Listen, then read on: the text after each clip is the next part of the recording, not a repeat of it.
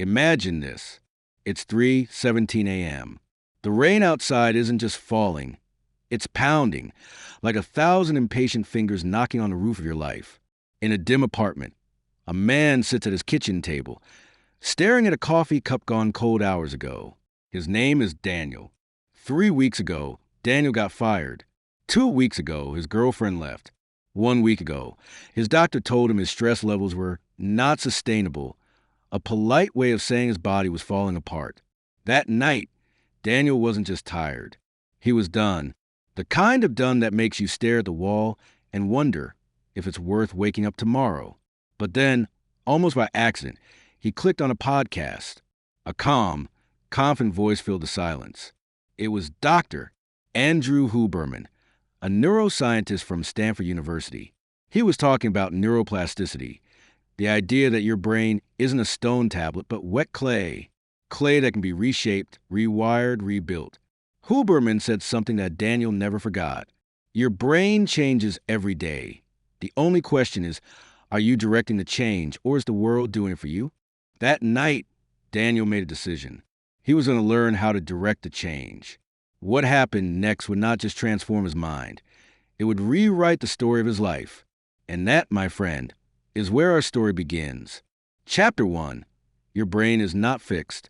For decades, people believed a cruel lie, that the brain was like concrete. It hardened in your early 20s.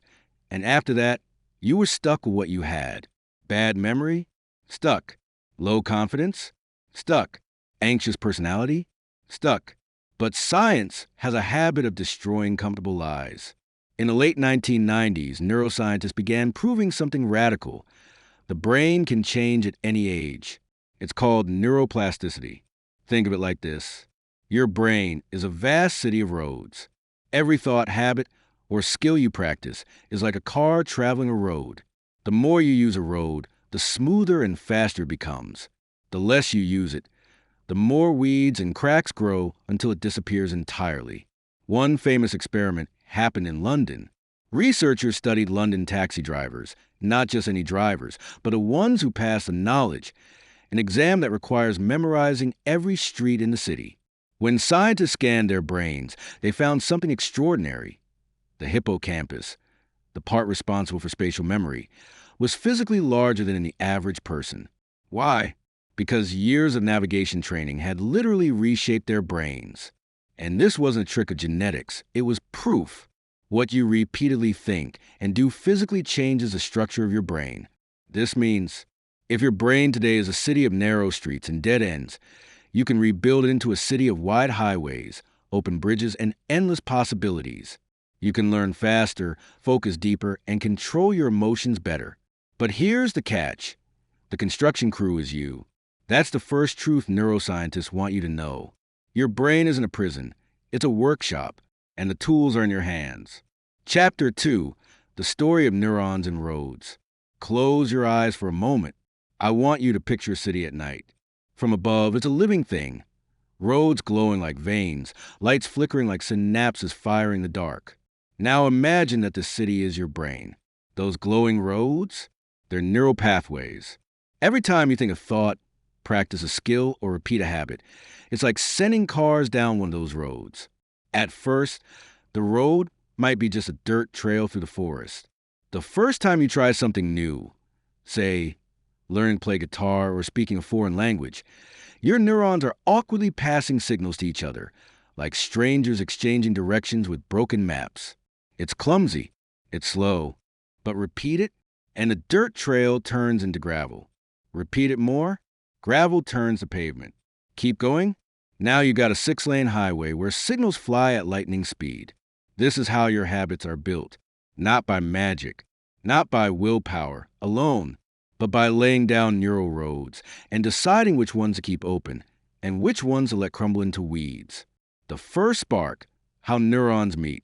In the early 20th century, a Spanish neuroscientist named Santiago Ramon Cajal peered into the brain with a microscope and made an observation that would change science forever. Every man can, if he so desires, become a sculptor of his own brain. He discovered that brain cells, neurons, are not physically fused like electrical wires. Instead, They pass messages across tiny gaps called synapses. When a message is sent often enough, the connection between two neurons becomes stronger, faster, and more automatic. This is why the first time you try to ride a bicycle, you wobble and crash, but after enough repetitions, you can pedal while talking, singing, or thinking about lunch. The Canadian orphans, proof of connection. Fast forward to the 1940s. In Canada, a psychologist named Donald Hebb made a groundbreaking discovery. He was studying children in orphanages and noticed that those who were stimulated, played with, taught, spoken to, developed higher cognitive abilities than those left in silence. From this came Hebb's rule: neurons that fire together wire together. It means that every time two neurons activate at the same time, they strengthen their bond. Every repeated thought is like pouring concrete between them, making the road between them smoother and more permanent. Now here's the double-edged sword. This works for positive wiring, learning a skill, building confidence, but also works for negative wiring. If you repeatedly tell yourself, "I'm a failure," you are literally building that road in your brain. And the more you drive on it, the harder it is to take a different path. The mouse in the maze, the rewiring secret. Let's move to 2007. In a laboratory at the University of California, researchers set up an experiment with two groups of mice. Both groups were taught to run through a maze to find food. But here's the twist. Halfway through, one group's maze was changed. Walls were moved. Dead ends appeared. Old paths vanished. At first, the mice that faced a new maze were frustrated. They kept running into walls where the old paths used to be. But after repeated attempts, something remarkable happened. Their brains began forming new neural pathways. The map inside their heads updated, allowing them to navigate the new maze just as well as the old one. The lesson? Your brain wants to rewire. It's designed for adaptation. Yes, you'll crash into walls at first. Yes, it's frustrating. But with persistence, your neurons will start laying down brand new roads. The roads you keep are the life you live. Now, imagine this at a human level. Think about the roads you've built without realizing it. The road that takes you to the fridge when you're stressed.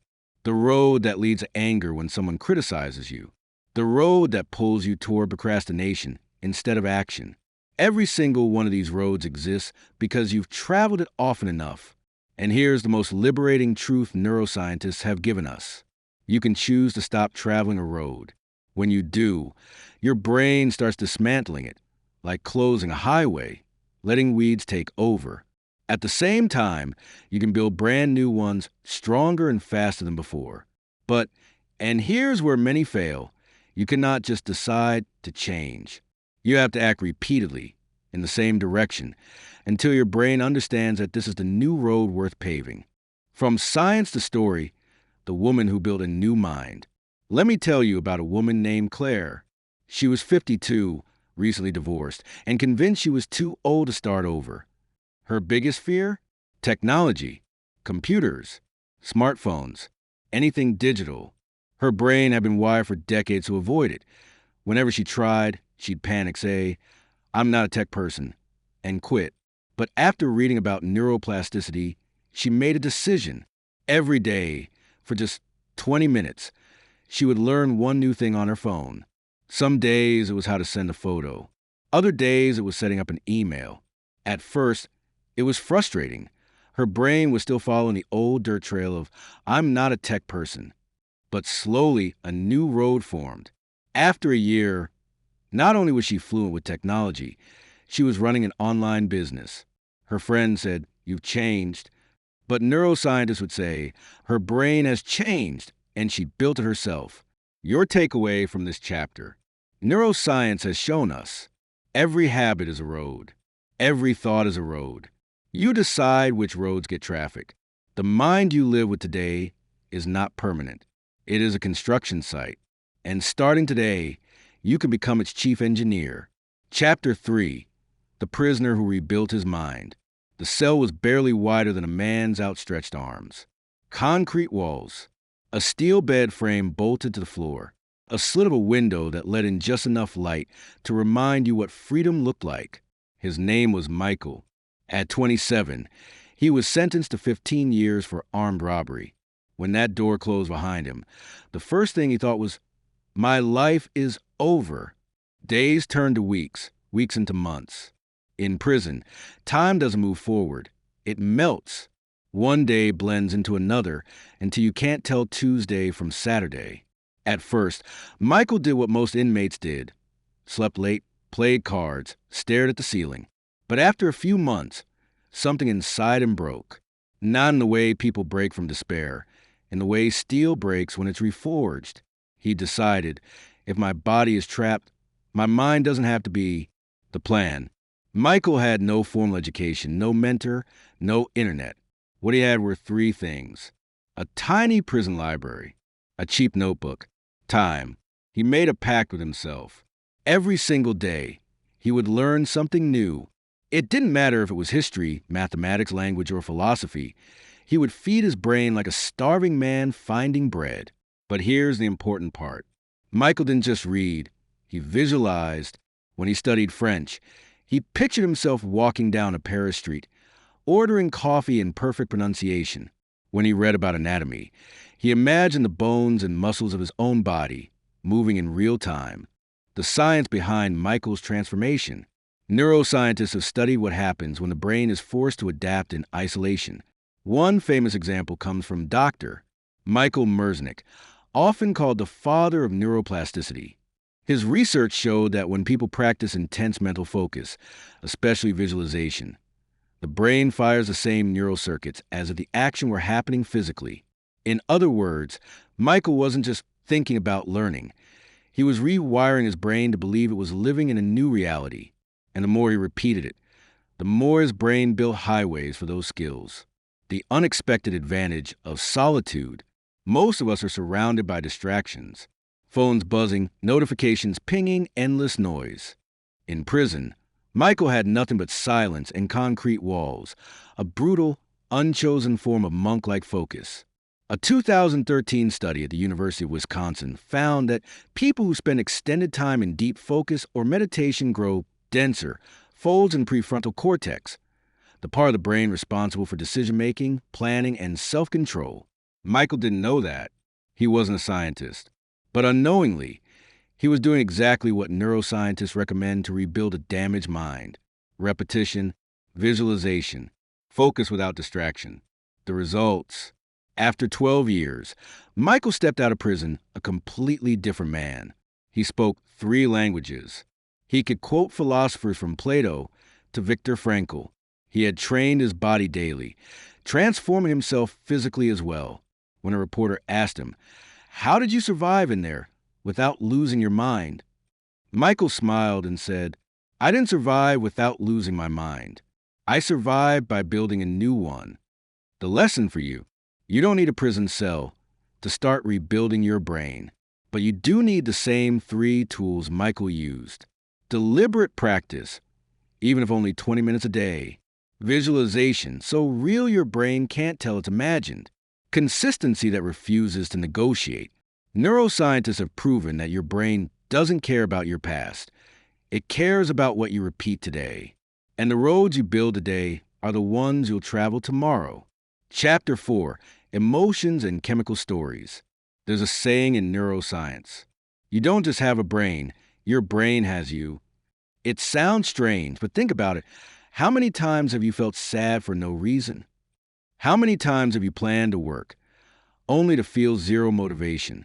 How often have you been in a good mood one day and hopeless the next without your life changing overnight?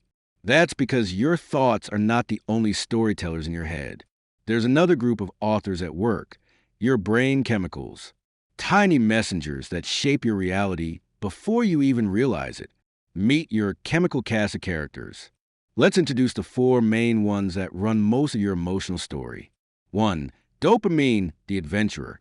This is a chemical of anticipation, the spark that makes you chase goals, learn skills, and take risks. When dopamine speaks, you feel a pull towards something exciting. A new project, a new relationship, a dream you can almost touch. 2. Serotonin, the king. Serotonin is about status, respect, and stability. When it's high, you feel confident, calm, and valued. When it's low, you doubt yourself, you shrink back, You feel invisible. 3. Oxytocin, the connector. This is the bonding chemical. It makes you trust, love, and feel safe with others. Without it, life feels cold and disconnected. 4. Cortisol, the alarm. Cortisol is your survival siren. It keeps you alive in danger. But if it stays on too long, it burns your system like acid, damaging memory, focus, and even your immune system, the roller coaster inside you. Imagine your brain as a theater stage. Every day, different chemicals step into the spotlight to play their scene. When dopamine takes center stage, you feel unstoppable, ready to climb mountains. When serotonin rules, you feel grounded and respected. When oxytocin flows, you feel loved and connected. But when cortisol storms and it shouts so loud the others can't speak, and suddenly your world feels dangerous, urgent, and exhausting. The marathon experiment, dopamine's pull. In 2006, scientists at the University of Michigan studied two groups of rats. One group was given a drug that boosted dopamine. The other group had dopamine almost completely blocked. The results? The high dopamine rats worked, pressing levers repeatedly to get food, even if they had to cross an electric grid. The low dopamine rats just sat there. They ate only if food was right in front of them. The shocking takeaway. Without dopamine, even survival isn't enough motivation. Now imagine this in your own life. Every time you start something and abandon it, every time you feel too tired to pursue a dream, you might just be running on low dopamine. The good news? Neuroscientists know how to boost it naturally, setting small, achievable goals and celebrating them, learning new skills that stretch your abilities, moving your body daily. The alpha monkey serotonin secret. In the 1990s, primatologist Dr. Robert Sapolsky studied baboons in Kenya. He noticed that higher-ranking males had higher serotonin levels and lower stress hormones. But when a high-status male was dethroned, his serotonin crashed and his health declined rapidly. Humans aren't baboons, but the wiring is ancient. Your brain serotonin levels rise when you feel respected, needed, and part of something. This is why acknowledgement from a boss, a friend's gratitude, or even completing a difficult task can change your mood instantly. The trust hormone, oxytocin's warmth. A 2005 Swiss study gave participants a nasal spray of oxytocin before a trust game. Those who received it were far more likely to invest money with strangers, believing they would get it back. Oxytocin is why a hug can change your day. It's why holding hands reduces pain. It's why your brain feels safe in the presence of genuine kindness. The hidden villain, cortisol's slow poison. Cortisol is not your enemy. It saves your life in danger. But in modern life, many of us keep it switched on, not for minutes, but for months or years. Financial stress, relationship conflict, uncertainty about the future. Chronic cortisol damages the hippocampus, the memory center of your brain, and shrinks the prefrontal cortex, which you use to plan, think, and decide. This is why prolonged stress makes people forgetful, impulsive, and unable to see solutions. Rewriting your chemical stories. Here's the empowering truth. Neuroscientists have shown you can direct your brain chemistry. For dopamine, chase progress, not perfection. Start small. Celebrate every step. For serotonin, earn your own respect daily by doing hard things you value. For oxytocin, give genuine kindness without expecting return. For cortisol, practice deep breathing, nature walks, and mindful breaks to shut the alarm off. When you do this, you're not just changing your mood. You're rewriting the chemical script your brain has been running for years. Chapter 5. The Rituals That Reshape You. Every great transformation begins not with a giant leap, but with a small, almost invisible step. We love the idea of overnight success. The man who wakes up a millionaire, the woman who runs a marathon after training for only a month, the student who suddenly becomes a genius.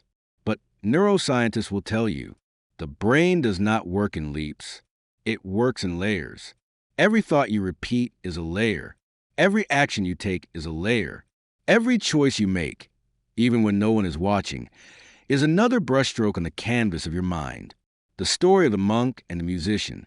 In 2011, Researchers at Harvard scanned the brains of two very different people: a Tibetan monk who had meditated for over 30 years, a professional violinist who had practiced since childhood. The scans revealed something fascinating. Both men had physically altered their brains in similar ways: denser areas of gray matter, stronger neural connections in the regions they use the most. It didn't matter whether the ritual was music or meditation. What mattered was deliberate repetition over time. The brain rewards commitment by literally reshaping itself around what you do most often. Why rituals matter more than motivation. Motivation is like a spark, bright, exciting, and gone in seconds. Rituals are the fuel. They keep the fire burning long after motivation disappears. The problem is, most people wait to feel ready before starting. But neuroscientists like Dr. B.J. Fogg from Stanford have proven that action precedes motivation, not the other way around. When you start small and repeat, your brain begins to associate the action with reward, and motivation grows naturally. The 5 neuroscience-backed rituals for rewiring your brain. 1. Morning sunlight, the reset button. Dr. Andrew Huberman's lab has shown that viewing natural sunlight within the first 30 minutes of waking triggers a healthy cortisol spike that wakes you up while setting your internal clock for better sleep later. It's like telling your brain, the day has begun, let's build. Story application. Imagine a construction crew standing idle in the dark. They can't start work until the sun rises.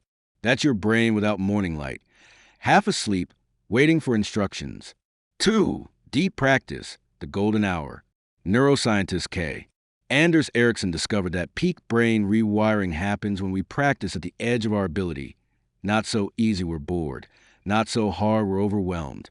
1 focused hour a day is more powerful than 3 distracted hours. Story application. Think of your brain like clay. It's easiest to shape when warm. Deep, focused work is the heat that keeps it moldable. 3. Movement as medicine. Exercise increases BDNF, brain-derived neurotrophic factor, a protein that acts like miracle grow for your neurons. Even a 20-minute brisk walk can trigger growth in brain regions tied to memory and learning. Story application. Imagine a city's roads crumbling with potholes. Exercise as a repair crew, paving smoother, faster highways for your thoughts. 4. Gratitude journaling, the serotonin switch. Studies from UC Davis show that writing down 3 specific things you're grateful for can boost serotonin and dopamine levels, rewiring your brain to focus on possibilities instead of problems. Story application. If your mind is a radio, gratitude changes the station from static to a clear, inspiring melody. 5. Evening reflection, closing the loops. Neuroscientists have found that reviewing your day before bed strengthens the neural circuits tied to what you recall, making your brain more likely to repeat those behaviors. This means you can train your brain to reinforce wins and learn from mistakes before you sleep. Story application. It's like a gardener walking to the field at sunset, pulling weeds and watering the strongest plants before the night falls. The power of stacking rituals. When you combine these rituals, morning sunlight, deep practice, movement, gratitude, and reflection, you're sending the same message to your brain every single day. This is who I am now. And here's the magic. The brain listens. It rewires itself not around your intentions, but around your consistent actions. The farmer's lesson. A farmer doesn't plant seeds and dig them up the next day to check if they've grown. He waters them, protects them, waits. Neuroscientific change is the same. Rituals are your water. Patience is your sunlight. Time is your soil. Do them daily, and your brain will grow into something unrecognizable from what it was. Not because you forced it, but because you fed it. Chapter 6, The Inner Architect. Change your brain as per neuroscientist. Imagine a city that never stopped growing. New roads appear overnight. Old streets are repaved. Entire neighborhoods transform within months. Now imagine that the city isn't on a map, it's inside your head. That's your brain. A living, breathing city made of over 86 billion neurons, all connected by trillions of pathways. And like any great city, it has an architect. That architect is you, the hidden blueprint. Neuroscientists have a phrase for it: neuroplasticity. It's the brain's built-in ability to change its own wiring. Every thought, every action, every habit you repeat is like drawing lines on the blueprint of your mental city. If you live in fear, you lay down roads that always lead to anxiety. If you live with courage, you build highways toward confidence. And here's the most life-changing part. Those roads are not fixed. You can demolish the ones that no longer serve you and construct entirely new ones. Your mind is not a prison. It's a construction site, a story from the lab. In the 1990s, neuroscientist Dr. Alvaro Pasqualeone conducted an experiment that would shape the foundations of how we think about our brains. He asked one group of volunteers to practice playing a simple piano exercise for 2 hours a day for 5 days. As expected, brain scans showed growth in the motor cortex, the area that controls finger movement. But here's the twist. Another group didn't touch a piano. They simply imagined playing the same notes in their minds. No physical movement, only mental rehearsal. At the end of the week, their brain scans showed almost identical growth in the motor cortex. This was proof. Your brain doesn't just respond to reality. It responds to imagination. Your thoughts are not harmless little clouds passing through your mind. They are blueprints. They are construction orders. Every thought is a worker with a brick in hand, ready to build something permanent. The two architects inside you. There are really two architects working in your mind at all times. One, the passive architect. This one builds whatever is handed to them. If your environment feeds you fear, self-doubt, and negativity, the passive architect obediently lays down those roads. Two, the conscious architect. This one takes charge. This is a part of you that says, no, this is not the city I want to live in. Let's redesign. Neuroscience confirms the conscious architect wins when you bring awareness to your thoughts. Awareness acts like a city council meeting where you approve or reject the building plans. A tale of a man who rebuilt. Let me tell you about Marcus, a former soldier haunted by PTSD. His mental city was filled with crumbling buildings, memories of war, fear, and hypervigilance. For years, he believed this was permanent, that his city was cursed. Then he learned about neuroplasticity. He began a daily ritual. Each morning, before speaking to anyone, he sat quietly and visualized a safe place in his mind. He built it in detail, a cabin in the woods, sunlight streaming in, the smell of pine, a fireplace crackling. At first, it felt fake. But week after week, the roads to a safe place became easier to travel. The memories of fear still existed, but they were no longer the main highways. His city had new routes, ones that led to peace. 6 months later, his therapist said something that made him cry. Marcus, your brain has changed. You are no longer the same man who walked into my office. The blueprint in your hands. Every time you repeat a thought or behavior, you strengthen that pathway. The more you use it, the easier it becomes to travel. And the less you use an old pathway, the more it fades, like an unused road taken back by weeds. This is not magic. It's biology. Neuroscientists see it in brain scans every day. You can literally watch old connections weaken and new ones strengthen. And that means something profound. You are never stuck with the brain you have. You are the inner architect. You decide which roads stay, which are destroyed, and which will lead to the life you truly want. Practical blueprint building tools. If you want to act as the conscious architect of your mind, here's how you start. 1. Daily visualization. Spend 5 minutes imagining the life you want as vividly as possible. Your brain will start laying down the pathways as if it's already real. 2. Ritual repetition. Choose one habit that moves you closer to your goals and repeat it daily at the same time. Consistency cements the neural pathways. 3. Prune the weeds. When negative thoughts appear, treat them like illegal construction.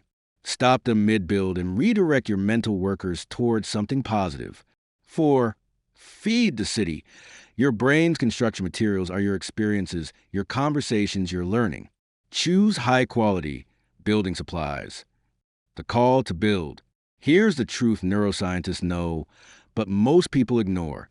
The brain doesn't care if you build a palace or a prison. It will construct whatever you order. So, what will you choose?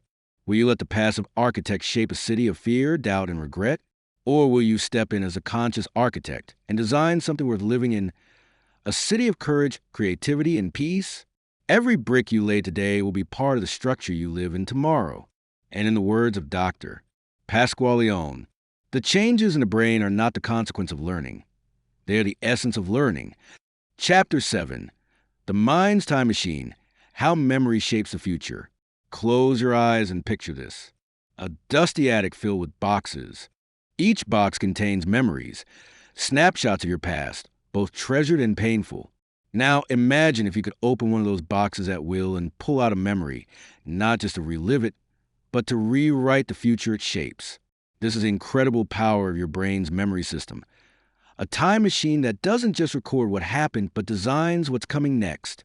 The time machine in your head. Neuroscientists call the hippocampus the brain's time machine. It's not just where memories live, it's where your brain constructs simulations of the future. In fact, research at the University of Toronto showed that when people imagine future events, the hippocampus lights up just like when recalling the past. Your brain uses memories as building blocks to predict, plan, and prepare. This means your past doesn't just sit in the past. It actively scripts your future. The story of Anna, rewriting her script. Let me tell you about Anna. She grew up believing she was not good enough, a story etched into her memory from harsh words and failed attempts. Every time she tried something new, her brain played back a highlight reel of her past mistakes. Her mind's time machine was stuck replaying a broken narrative, sabotaging her chances before she even started. One day, Anna discovered neuroplasticity, the brain's power to change. She started a practice called memory reconsolidation, a process neuroscientists have uncovered where recalling a memory makes it malleable, like wet clay. By consciously reimagining her failures not as proof of defeat, but as lessons and stepping stones, Anna rewrote the script her brain kept playing. Months later, when she faced a challenge, her brain's time machine projected a future where she succeeded, not failed. That shift changed everything. The science behind memory reconsolidation.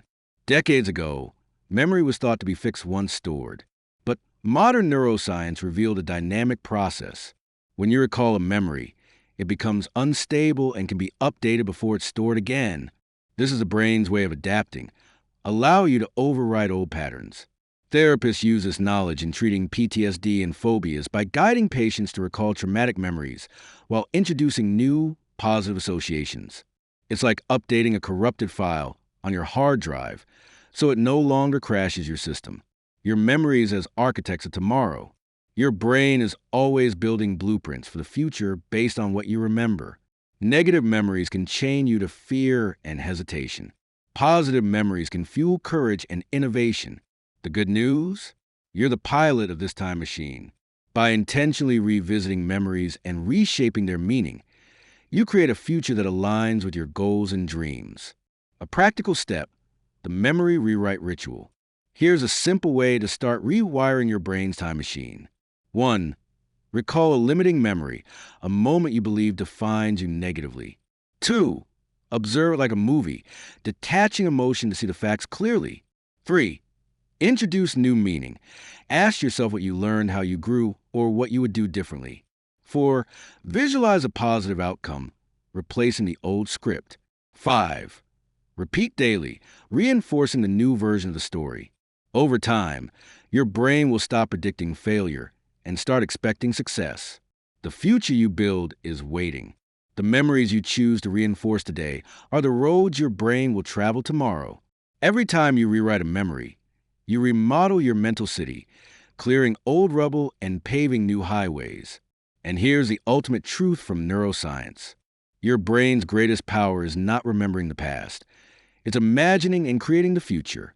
So, what future will your mind's time machine take you to? Chapter 8: The Power of Visualization and Focus. Imagine standing at the edge of a vast forest. The path ahead is shrouded in mist, uncertain, unknown. Now imagine you hold a lantern, a bright beam of light cutting through fog, illuminating every step before you. That lantern is your focus, and the map in your hand is your visualization. Together, They light the way from where you are to where you want to be. The brain spotlight. Focus. Your brain is constantly bombarded with information, thousands of sensory inputs every second. But it has only one spotlight of attention, a narrow beam that highlights what matters most. Neuroscientists call this the attentional spotlight, and it's your most powerful tool. When you focus your attention, your brain increases activity in the prefrontal cortex, the region responsible for planning, decision-making, and self-control. It's like tuning a radio from static to crystal clear. The science of visualization, rehearsing success. Visualization isn't just daydreaming. It's a powerful neurological process. In the 1980s, a study with basketball players divided them into 3 groups. One practiced free throws physically. One practiced by visualizing each shot in detail. One did nothing. After a month, the group that physically practiced improved by 24%. The visualization group improved by 23%. The group that did nothing stayed the same. Your brain reacts to vivid mental imagery almost as if it's real experience, activating motor regions and creating neural patterns that prepare your body and mind for actual performance. The story of Elena, from fear to focus. Elena was terrified of public speaking. Her mind spiraled with, what if I forget my words? Or, what if they laugh at me? But she discovered visualization and focus as her secret weapons. Every night before bed, Elena spent 10 minutes imagining herself stepping confidently onto stage, her voice steady, her audience engaged. She pictured every detail, the room, the microphone, her calm breath. Day by day, her brain rewired. The scenes she played in her mind created new neural pathways, replacing fear with familiarity and confidence. When the day came, Elena wasn't perfect, but she was fearless. The neuroscience behind focus and visualization. Your brain is built to learn through simulation. When you vividly imagine an action, your mirror neurons fire, activating the same brain areas as if you were actually doing it. This primes your neural circuits, making the real action easier and more natural. Focus helps you filter distractions and deepen these neural connections. Without focus, visualization is like shining a flashlight into a storm. It scatters everywhere. Practical steps to harness visualization and focus. 1. Set clear goals. Your mind spotlight needs a target. Be specific about what you want to achieve. 2. Create detailed mental movies. Visualize the process, not just the result. Imagine how you feel, what you see, hear, and even smell. 3. Practice focus attention. Use techniques like the Pomodoro method. Work in 25-minute intervals with no distractions. 4. Combine movement with visualization. When safe and appropriate, pair visualization with physical practice to strengthen learning. The lantern and the map. Together, visualization and focus are your lantern and map in the fog of uncertainty. Neuroscience reveals that what you vividly imagine and intensely focus on can become your reality. Your brain doesn't know the difference between a vividly imagined success and a lived one. So, why not use that power to build the life you want? Chapter 9. Breaking the Chains, Overcoming Limiting Beliefs. Imagine you're holding a heavy chain. It wraps around your ankles, pulling you down, limiting your steps, trapping you in place. This chain isn't made of metal. It's made of invisible beliefs. Beliefs you've carried so long, you might think they're part of who you are. But here's the truth. Those chains are forged by your own mind. And neuroscience shows you can break them. The origins of limiting beliefs. Limiting beliefs are mental patterns that tell you, I'm not good enough, I can't change, or that's impossible for me. They often start in childhood, born from experiences, criticism, or fear. Neuroscientists call these patterns negative neural circuits, pathways your brain has repeatedly traveled, making certain thoughts feel automatic and true. The story of Jamal, from prisoner to pioneer. Jamal grew up hearing, "You'll never make it." He believed it. At 19, he was caught in a cycle of self-doubt and bad choices. One day, a mentor told him about his brain's power to change, neuroplasticity. Jamal decided to fight his chains. He started by noticing his limiting beliefs, those automatic thoughts telling him he was not enough. Each time one appeared, he challenged it. Is this true? What evidence do I have? He replaced it with empowering affirmations. Years later, Jamal runs a community center, helping youth break their own chains. The neuroscience of change.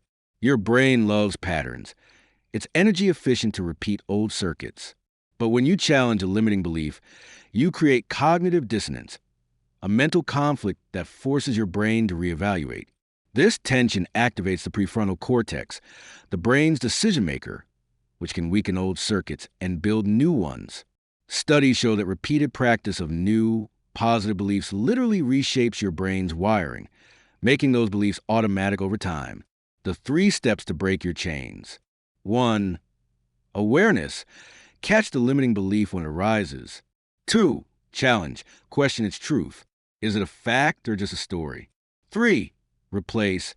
Create a new, empowering belief and repeat it daily. The power of language. Your inner dialogue shapes your brain.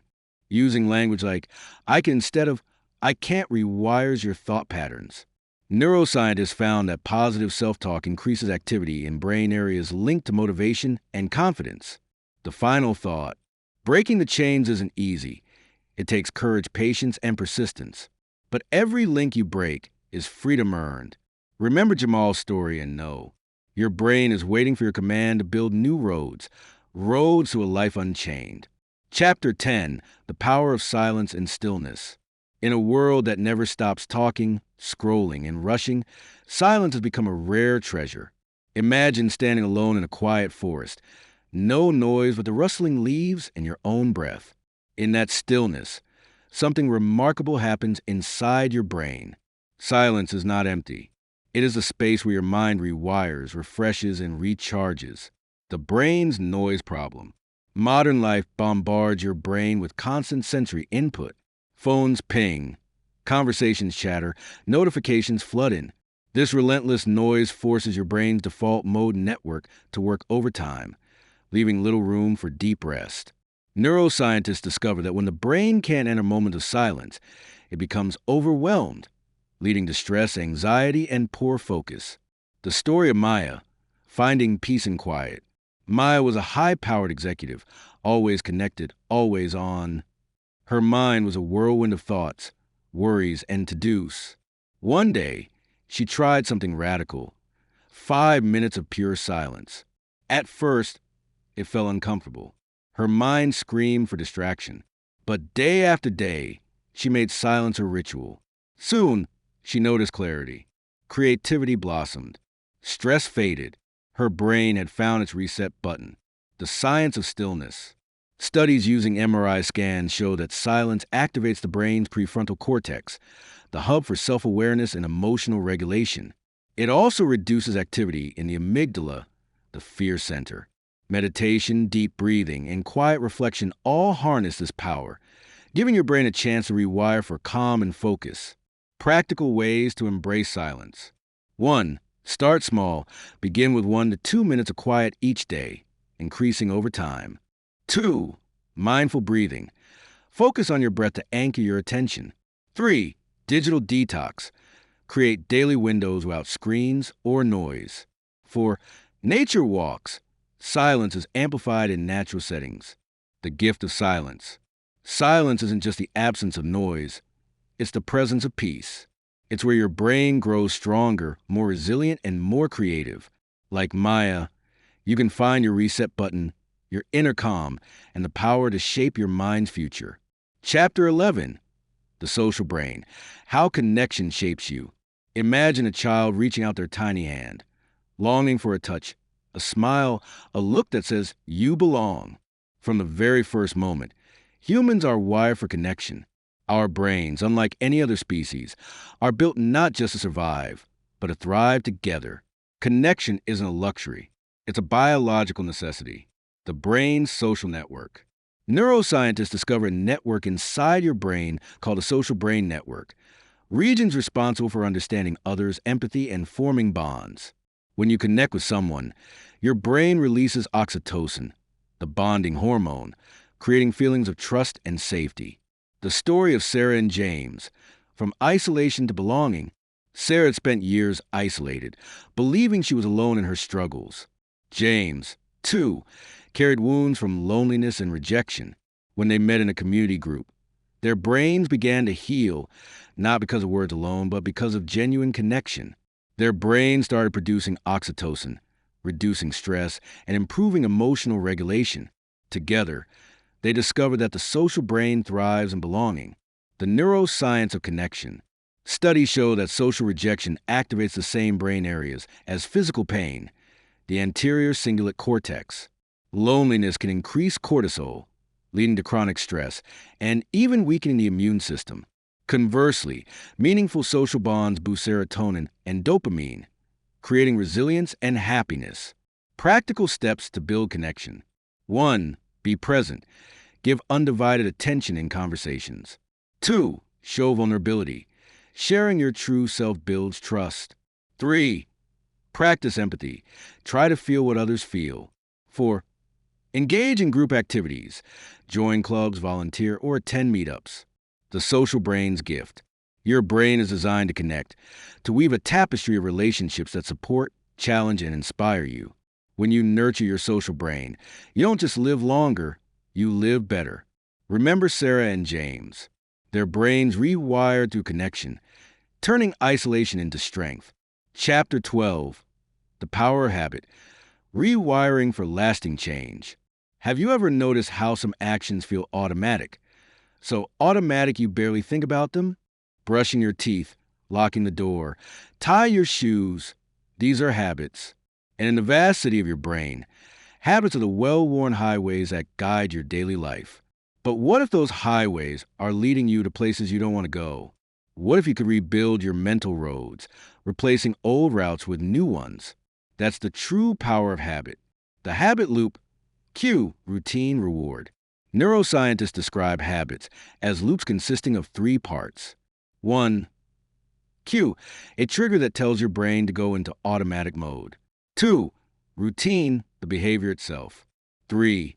Reward, the benefit your brain receives, reinforcing the habit. Over time, these loops become so ingrained, your brain frees up energy by running them without conscious thought. The story of Lisa, breaking free from bad habits. Lisa struggled with smoking for years.